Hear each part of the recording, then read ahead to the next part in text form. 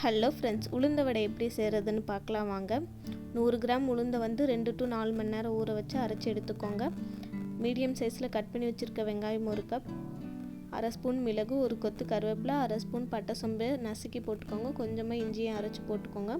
1லேருந்து 2 பச்சை மிளகா போட்டுக்கோங்க. பச்சை மிளகா இல்லாதனால நாங்கள் ஒரு 4 வரமிளகா போட்டிருக்கோம்.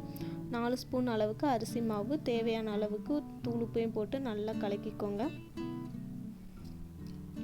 இப்போ எண்ணெய் ஊற்றி காய வச்சுக்கலாங்க. எண்ணெய் காஞ்சதுக்கப்புறமா கையில் தண்ணி தொட்டுட்டு மாவை உருண்டை பிடிச்சி நடுவில் ஓட்டை போட்டு போடுங்க. ஒவ்வொரு வடைக்கும் கொஞ்சமாவது கேப்பு விட்டு போடுங்க, இல்லாட்டி திருப்பியில் ஒன்றுக்கு ஒன்று ஒட்டிக்கும், பிஞ்சிட்டு வந்துடும். எண்ணெய் நல்லா காஞ்சதுக்கப்புறமா வடையை போடுங்க. திருப்பி போட்டுடலாங்க. நல்லா 2 சைடுமே செவந்து வரணுங்க. செவந்து வந்துட்டு அவ்வளோதாங்க, வடை ரெசிபி ரெடி.